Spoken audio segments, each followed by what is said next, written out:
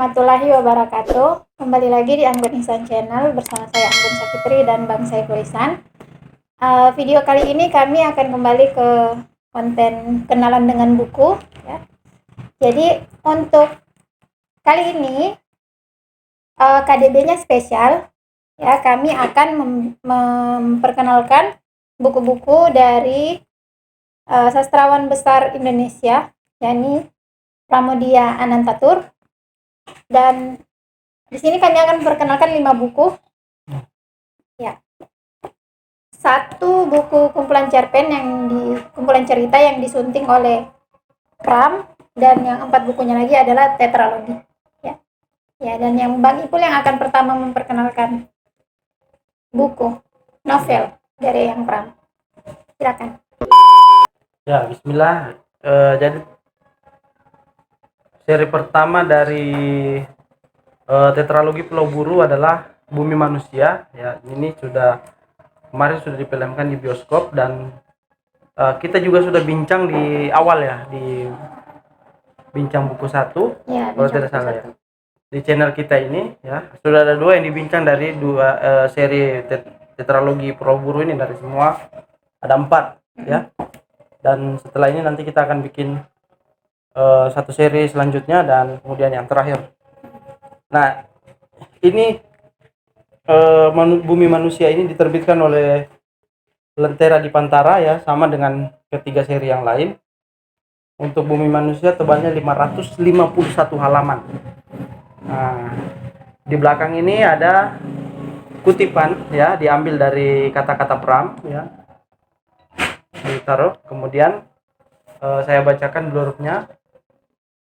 Roman tetralogi Pulau Buru mengambil latar belakang dan cikal bakal nasion Indonesia di awal abad ke-20. Dengan membacanya, waktu kita dibalikkan sedemikian rupa dan hidup di era membibitnya pergerakan nasional mula-mula. Juga pertautan rasa, kegamangan jiwa, percintaan, dan pertarungan kekuatan anonim para serikandi yang mengawal penyemaian bangunan nasional yang kemudian kelak melahirkan Indonesia modern.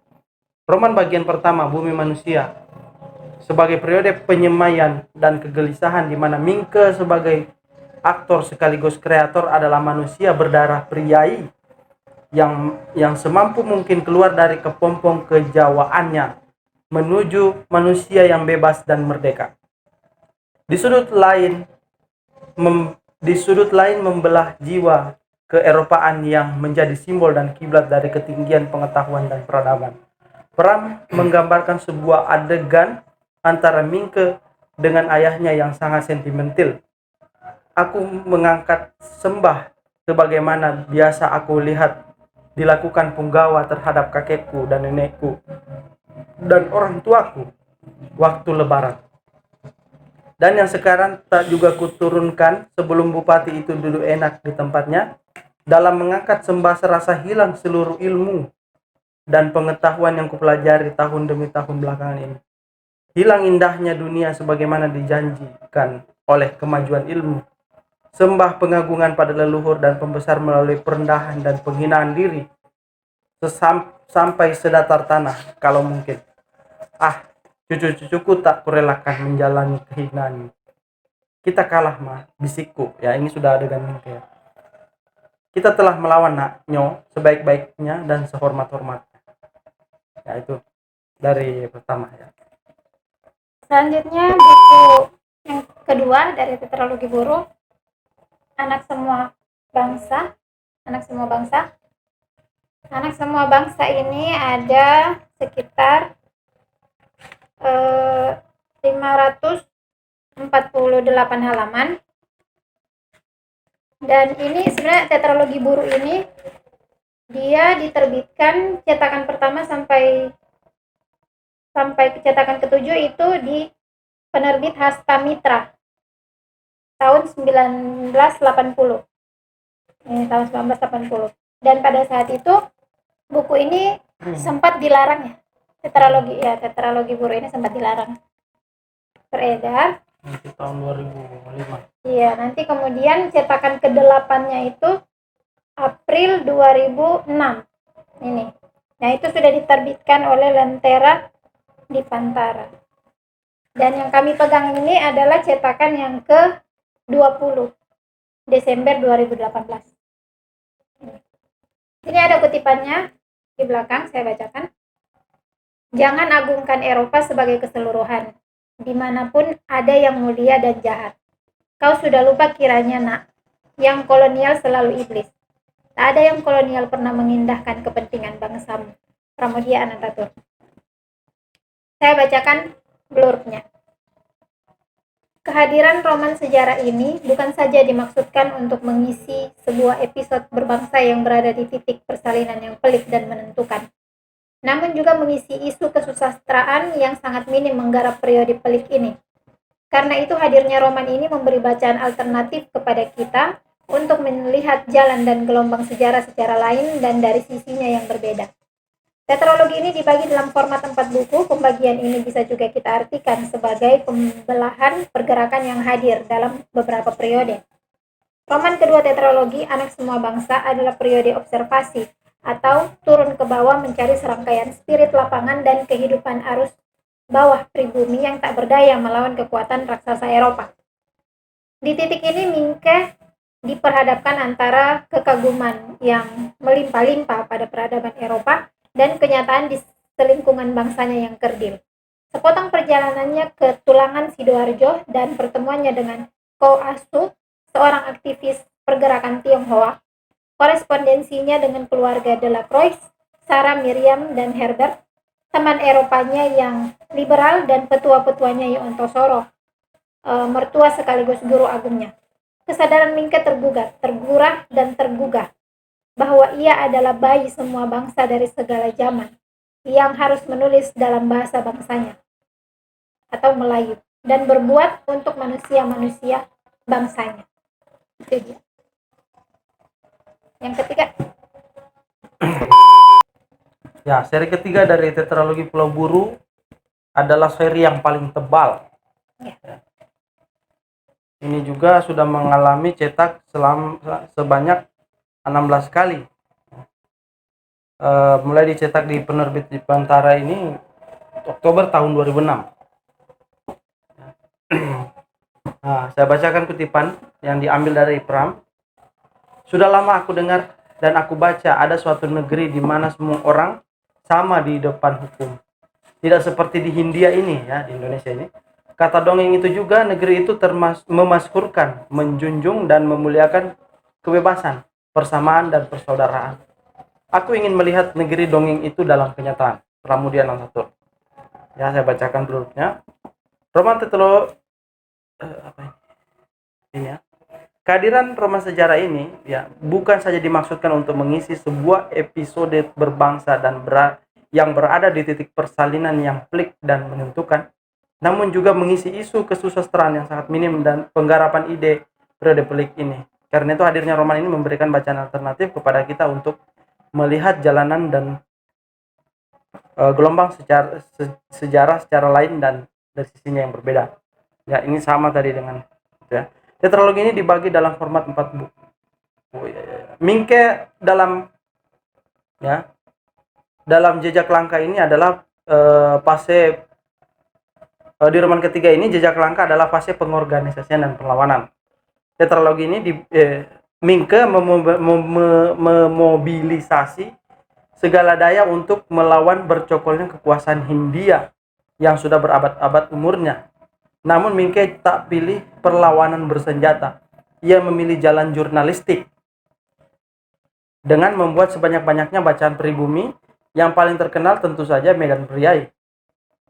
Dengan koran ini, ya, Minke berseru-seru kepada rakyat pribumi 3 hal. Meningkatkan boikot, berorganisasi, dan menghapuskan kebudayaan feodalistik. Sekaligus lewat langkah jurnalistik, Minke berseru-seru, didiklah rakyat dengan organisasi dan didiklah penguasa dengan perlawanan. Itu ya kutipan yang terkenal ya. Ya, oke. Ini buku terakhir, buku keempat dari tetralogi Buru, Rumah Kaca. Pertama kali diterbitkan di Hasta Mitra cetakan 1 sampai 4 1988. Dan yang ini cetakan ke-16 penerbit Lentera di Pantara September 2019. Rumah kaca ada sekitar 656 halaman. Ya, jadi kalau lihat di belakangnya ini ada sampul-sampul atau cover yang pernah terbit. Ya, yang pernah terbit baik di dalam negeri maupun di luar negeri, di Indonesia semua dari roman ini ya. ada ini terbitan sampul dari luar juga. ya. Oh ya, saya lupa tadi sebutkan jumlah halamannya. Ini yang paling tebal tadi, Jejak Langkah 732 halaman. Oke, kalau Rumah Kaca 656 halaman. Ya, jadi saya bacakan kutipannya. Betapa bedanya bangsa-bangsa Hindia ini dari bangsa Eropa. Di sana setiap orang memberikan sesuatu yang baru pada umat manusia dengan sendirinya mendapatkan tempat yang selayaknya di dunia dan di dalam sejarahnya. Di Hindia, pada bangsa-bangsa Hindia, nampaknya setiap orang takut tak mendapat tempat dan berebutan untuk menguasainya. Pramudia Anantatur. Saya bacakan penggalan grupnya. Tetralogi ini dibagi dalam format 4 buku. Dan roman keempat, Rumah Kaca, memperlihatkan usaha kolonial memukul semua kegiatan kaum pergerakan dalam sebuah operasi pengarsipan yang rapi. Arsip adalah mata radar Hindia yang ditaruh di mana-mana untuk merekam apapun yang digiatkan aktivis pergerakan itu. Pram dengan cerdas mengistilahkan politik arsip itu sebagai kegiatan perumah kacaan. Novel besar berbahasa Indonesia yang menguras energi pengarangnya untuk menampilkan embrio Indonesia dalam ragangan negeri kolonial. Sebuah karya pasca kolonial paling bergengsi. Dan dari tetralogi ini banyak mendapatkan penghargaan. Ya, dan karena tetralogi ini Pram menjadi salah satu nominasi peraih Nobel sastra. Ya, dari Indonesia. Dan mungkin satu-satunya ya dari Indonesia yang masuk nominasi. Ya. Terakhir, ini tadi sudah kita bacakan tetraloginya, 4 bukunya, dan ada sekitar 2000-an halaman lebih ini. Kalau semua Anda baca ini berarti Anda membaca 2000 halaman lebih. Ya. Nah, ini buku bukan tulisan bukan karangan. Ya, karangan dari Pram, tapi Pram mengumpulkan sejumlah cerita. Ya, di sini ada 5 cerita tentang bagaimana orang ada 5 cerita ya. Bagaimana orang-orang yang nasibnya dibuang di Pulau Buru itu di Digul. Iya, di Bovendigul ya, bukan di Pulau Buru ya, di Digul. Di Bovendigul di Papua Barat. Ya. Tempat di mana hidup orang-orang purba ya, orang-orang primitif ya. Ada yang makan orang ya, dan lain sebagainya. Tempatnya malaria tua berkembang. Buku ini ya dieditori oleh Pram. Nah, disunting. Ya, cetakan pertama April 2001. Ya. Begitu kuatnya Pram dalam mengarsip ya, mengumpulkan cerita. Kemudian ini sudah cetakan ke-11 tahun 2019 November ya.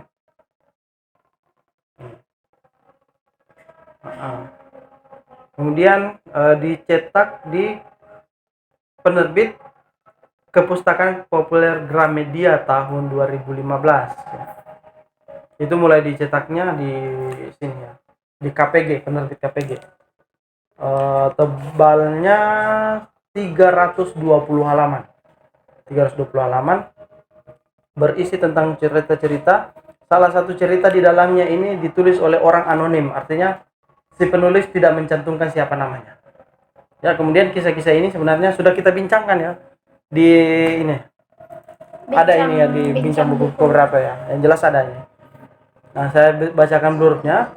Cerita dari Digul merupakan kumpulan tulisan karya para ex-digulis ya, atau para tahanan politik yang dibuang di Bovendigul. Mereka pernah dibuang sebagai tahanan politik semasa pemerintahan kolonial Hindia Belanda. Berbagai cerita itu yang sungguh-sungguh terjadi mengisahkan suka duka mereka dalam mempertahankan hidup di tanah Buangan Digul, Papua Barat. Getir dan mengharukan. Karya-karya tersebut yang dikumpulkan dan disunting oleh Pramudia Anantatur layak dicatat sebagai dokumen sejarah sastra dan bahasa Indonesia. Dua karya yaitu Antara Hidup dan Mati atau Buron dari Boven Digul dan Minggat dari Digul, menggambarkan perjuangan pengarang untuk menggunakan bahasa Melayu yang bukan bahasa ibu mereka. Selain itu, Pandu Anak Buangan, ya, judul-judul yang ada dalam buku ini, boleh jadi merupakan satu-satunya karya sastra Indonesia bertema psikologi hingga 1945. Sebagai kumpulan cerita, buku ini bukan saja nikmat dibaca tapi juga memberi kita bahan renungan tentang makna kemerdekaan hidup sebagai manusia dan bangsa. Ya, demikian. Ya, perkenalan buku kita dengan kenalan dengan buku-buku Eyang Pram. Ya. Dan sebenarnya masih banyak lagi ya. Ya, masih banyak lagi karya-karya Eyang Pram. Tapi untuk KDB kali ini kami khususkan untuk ini saja. Untuk ini. Ya. Pram bilang buku-buku dia adalah anak-anak rohaninya dia, ya. Ada yang nasibnya ya sebagaimana anak-anak kita, ya, anak-anak manusia, ada yang nasibnya bagus, ada yang berumur panjang, ada yang berumur pendek, ya tergantung nasibnya. Ya, tetralogi Pulau Buru ini termasuk anak-anak rohani Pram yang berumur panjang. Separuh lagi ada hilang, ya, ada banyak itu. Ya, itu aja. Ya, itu saja yang bisa kami sampaikan. Jadi kami rekomendasikan ke teman-teman untuk baca, ya, tetralogi Buru dan karya-karya Eyang Pram kalau ingin mengenal bagaimana sastra Indonesia itu. Ya. Silakan baca karya-karyanya, beli di toko-toko buku terdekat di kota teman-teman. Terima kasih sudah menonton video kami. Kalau ada kritik, saran, atau request buku yang akan kami bincang atau yang akan kami perkenalkan, ya, di KDB, itu bisa langsung di kolom komentar, atau kalau ada kesalahan dalam penyampaian kami boleh langsung dikritik di kolom komentar. Terakhir kami ucapkan terima kasih sudah menonton video kami. Selamat membaca, salam literasi. Assalamualaikum warahmatullahi wabarakatuh.